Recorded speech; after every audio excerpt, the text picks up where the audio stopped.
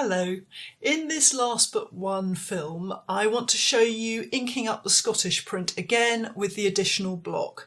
Hopefully you saw my previous film where I actually added a block to the set to make up the Scottish print.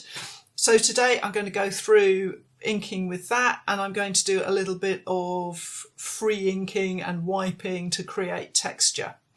So what I've got here is, first of all, the additional block, and I created that block using an offset method of taking a print from another block and then transferring the ink.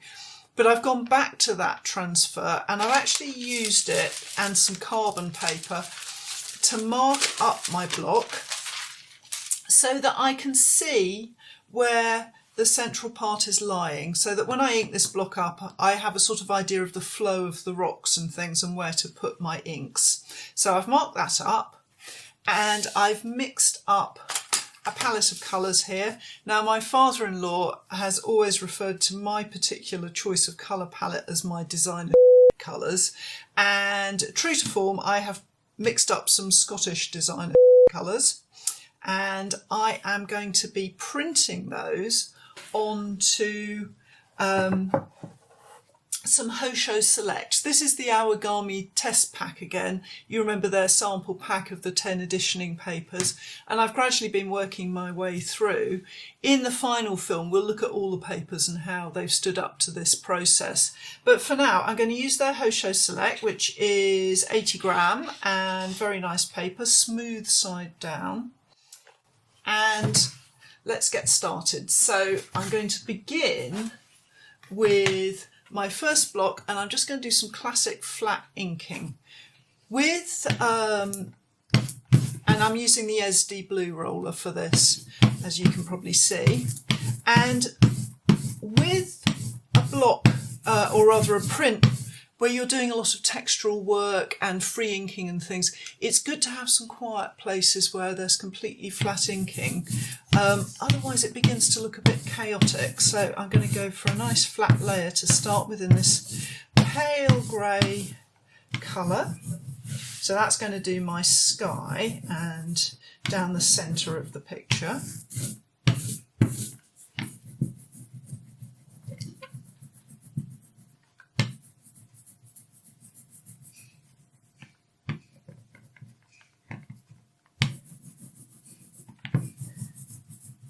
And I'm just taking my time to work my way around and make sure that I've got good coverage. I don't want a lot of ink on there, don't want a thick layer, but I do want a reasonably cohesive layer.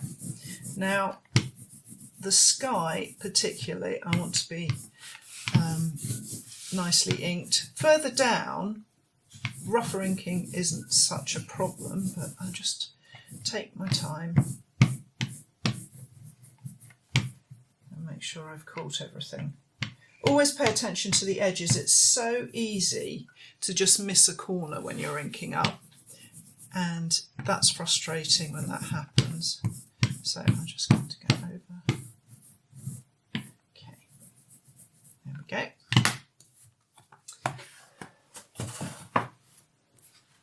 And just going to pop that in.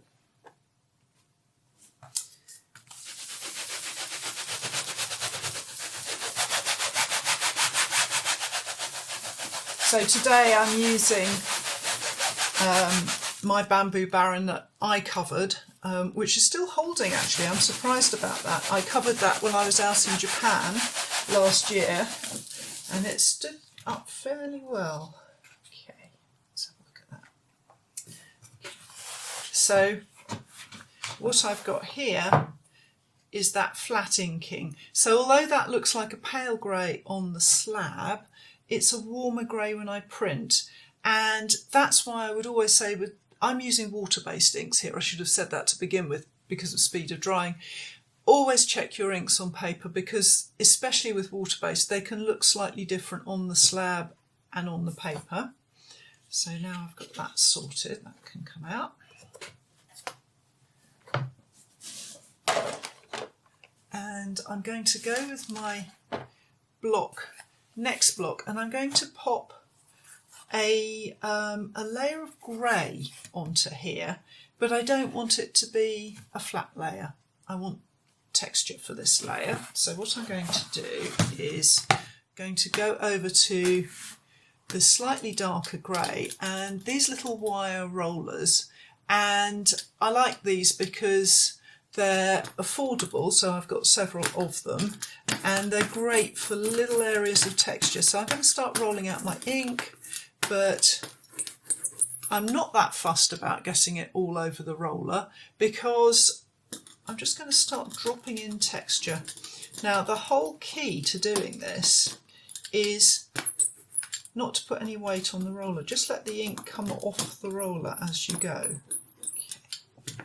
So just a little bit more ink. Things to watch out for are heavy lumps of ink where the ink is just too thick on the roller, and that's not going to do your print any favour. If you get a big clump of ink, that's just going to be clumsy. The other thing to think about is dealing with edges. You're going to create a texture, so it's going to look a little bit random, but have the occasional sharp edge to balance. It's always that kind of balance between the completely free and the neatness of a good print. You don't want it just to look like a mess where you couldn't ink up properly. So always think about that balance between free inking and good registration and good edges. So I'm just going to work my way around. And you see how I'm using the carbon guide to kind of get an idea of where I want ink and where I don't. So there's a sort of patch in the middle there, which would be nice to ink up.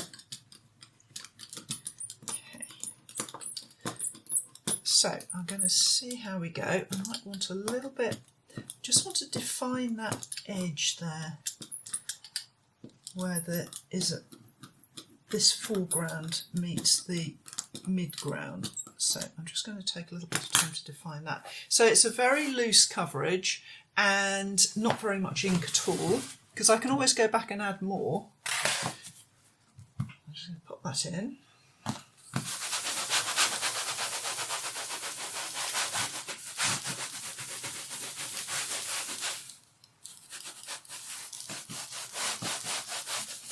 Just make sure I'm going to the edges. Okay. So what I've got now, very, very random effect, and I think I'm going to add a little bit more in. I hope you can see there's a sort of stripe there, and I don't like that being a stripe. That's too artificial looking. I want to break that up a little bit.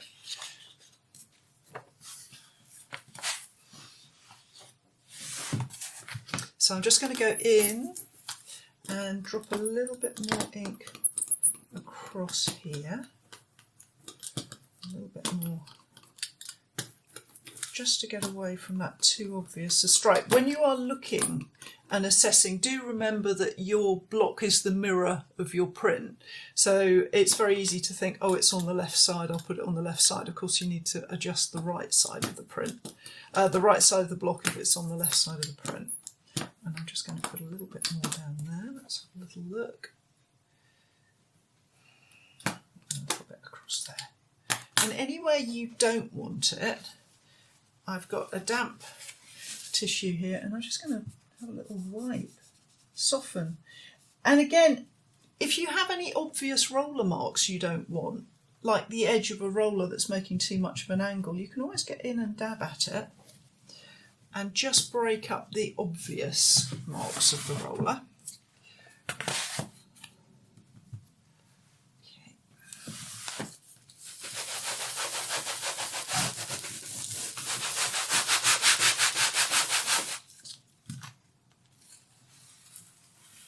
That's better. So now I have this very confused looking print, but bear in mind there are more layers to come. The thing about free inking for texture like this is that you can end up with it looking very messy at stages. Just hold your nerve and then you can move on to the next bit. So I'm going to take that out and then I'm going to go on to my next block. So for this layer, I'm going to go for a rainbow roll, and you'll have seen in the previous film about doing rainbow rolls. So I've got my long roller again, and I want to have some sort of greeny colours up here and quite a lot of grey down at the bottom, and this is a smooth inking layer. So I'm going to make sure that my roller is not putting the blend in the middle of the roller, rather it's more to one end. So I'm just going to work with that.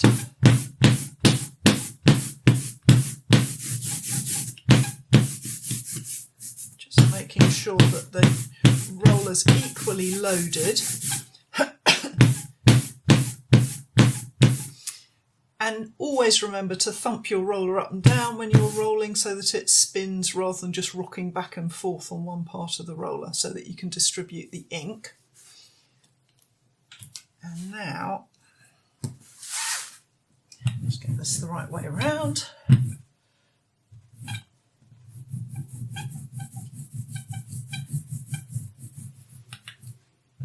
And with rainbow rolls, I quite often roll not straight across but at a diagonal, or move my rollers about a little bit to make more of a blend. It very much depends on what you want. I have a print planned that's going to come up on YouTube, which is going to be completely the opposite of this. It's going to be rainbow rolling, but not like this. So that'll be coming up in a future film.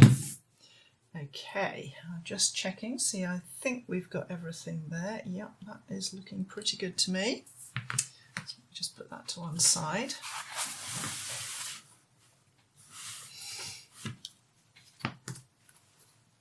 I've had a few questions about printing wet on wet, and when you demonstrate like that, it's inevitable. I'm having to print wet ink on wet ink. I would prefer not to be doing that, and if I could avoid it, I would do. If you can let things dry between layers, you'll always get a crisper print. So if I were doing water-based ink printing, I would maybe do 2 layers in a day. The trick for me is to have several prints going at once so that I don't get bored. Okay, let's see. Okay, so now I've got my green layer here doing the top of the hill and the mountains at the back, and the grey layer coming down into this textured grey. Now remember, there is effectively a dark line block to sit on this that's going to define all these shapes. So at the moment I'm really happy with that, and I'm going to move on to the block with a bit more colour, the big block with a bit more colour on it next. So for this layer, what I've done is I've pushed all the grey to the top from my rainbow roll, and I've just added some green in. And the reason I've done that is because I want to use both these colours, this sort of rather nice soft beigey green and this grey green here. I can see my father-in-law's probably going to be rolling his eyes over my colours, but too bad, Brian, I'm going with this soft colour scheme. So what I'm going to do is I'm going to start adding some colour, going with my guide as well that's showing me the lie of the land. You remember I said that I'd use carbon paper to mark the flow of the rocks here.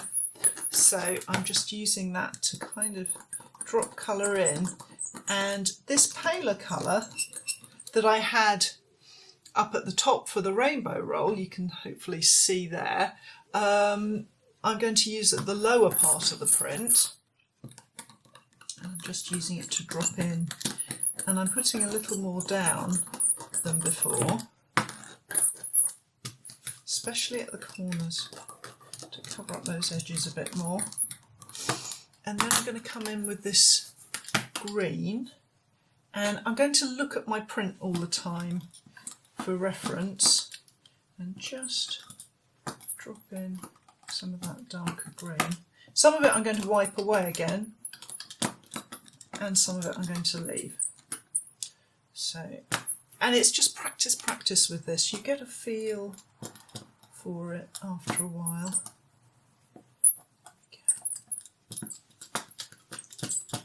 the top there and just down this bit here.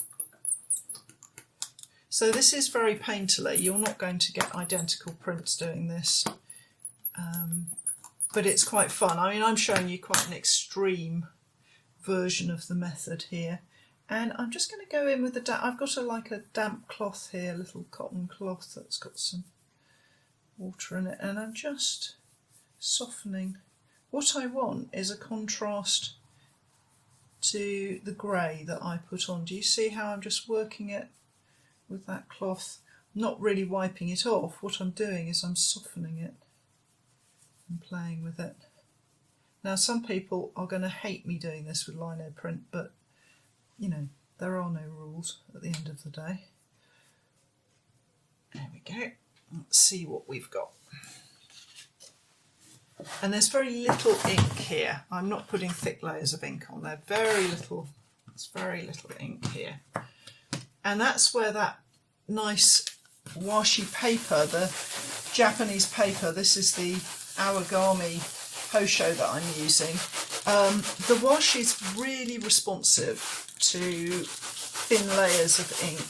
It holds that ink really well. That's better.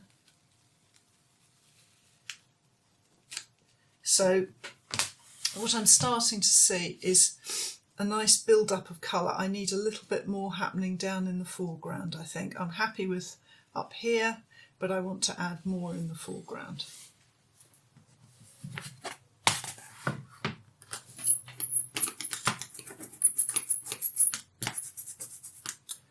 So I'm just going to come around the edge a bit more. Let's just open my book up to see. And making adjustments. Making adjustments, you do it with proofing when you're testing a print. Once you kind of know what you're doing, it's easier to settle down and do multiples.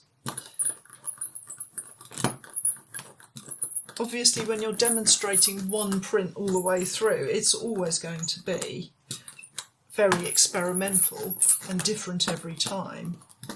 Right, okay, so.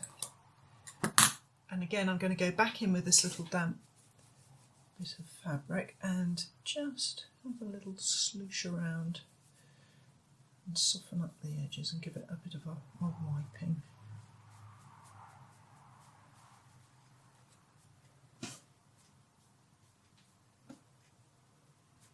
Getting rid of any hard roller marks there.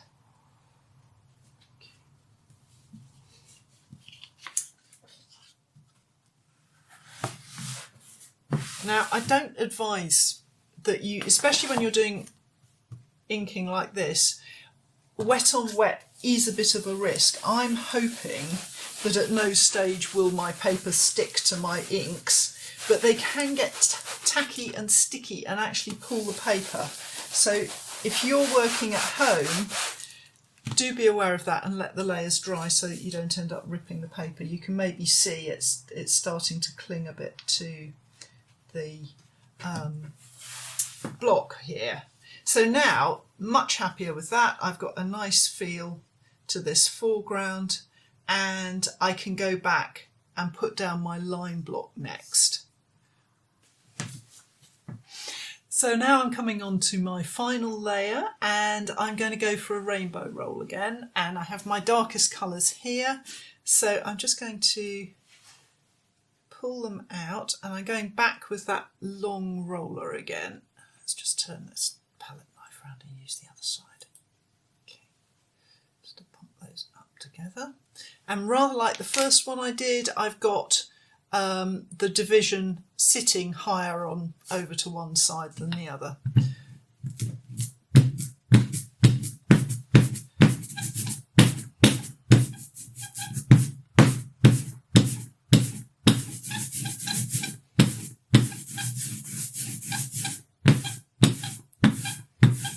And what I want this line block to do is to lock the image. At the moment, we've got a lot of texture happening, and that's great, but now it needs to calm down a little bit. So that's why I'm smooth inking this final block again to give it balance. A lot of lino cut I find is a matter of balancing in the inking and in the cutting. So you want busy things and quiet things to get a cohesive finished print.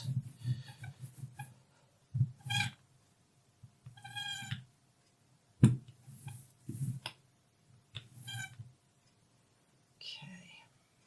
just taking time to look at it, check that everything is inked, and I'm right up to the edges. That looks fine.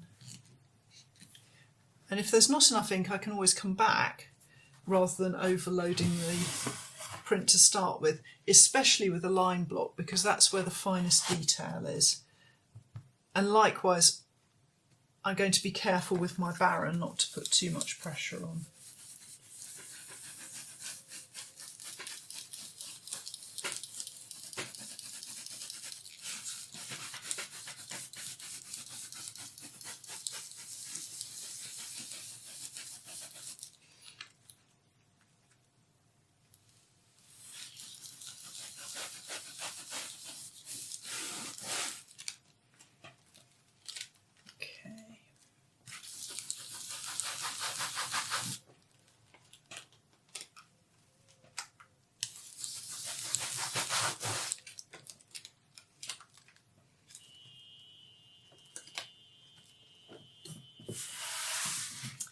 Have a little look, see what we've got.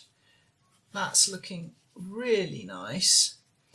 Now I'm looking at it and I'm thinking just a little bit more down here would be a good thing. But before I do that, I just want to talk to you about this Baron that I'm using. I haven't really spoken about it, but you can prolong the life of the bamboo cover of a Baron, if you have one like this, by twisting and moving it. And I haven't shown you, but as I work, when I'm working on Japanese woodblock, or if I'm hand printing, then I'm just moving that. When I come to print, I usually just move it around. The other thing that you can do is to oil it, and we're going to be looking a lot more at Barons and looking after them, things like that, in the Japanese woodblock series that's going to follow this lino cut series. We're going to have a break of a couple of weeks while we set things up, and then I'm going to come back and I'm going to do one of my Japanese woodblock prints, and I'm going to take you along for the journey and explain how I'm going to go about it. So that's a whole series of films, and that's entirely due to the brilliant crowdfunders who've helped me with this. So again, a big thank you to the crowdfunding team, and we'll be talking more about the Japanese woodblock series shortly, so look out for that one.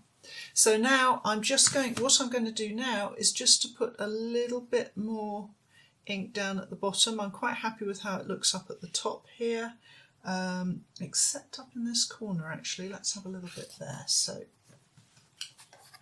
what I'm going to do is, before I re-ink it, I'm going to wipe off the ink that's already on here so that it doesn't get clumsy. If you have a fine line block like this and you just keep slapping layers of ink over it, inevitably it starts to get a bit clagged up, and so it's a good idea to wipe it down from time to time. So if I was editioning and I was printing lots of this layer on lots of prints, then I would maybe wipe it off after 3 or 4 goes. But because I've printed this wet on wet all the way through, I'm wiping it off partially to clean it, but also so that I don't have any drying tacky ink on here that might rip the paper.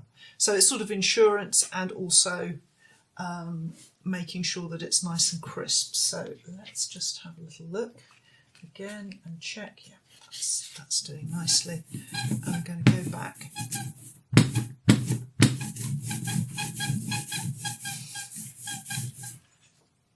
And it was up at the top here, just a little bit there, and really down at the bottom that I'm focusing on.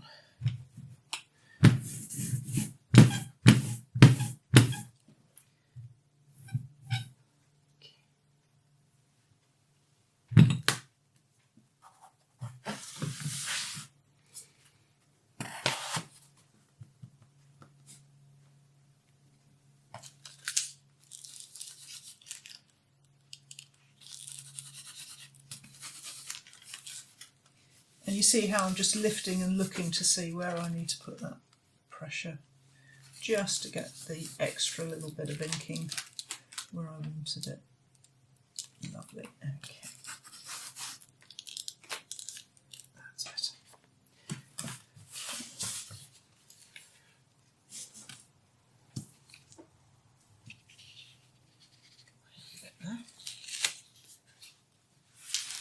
So there you have it, my finished print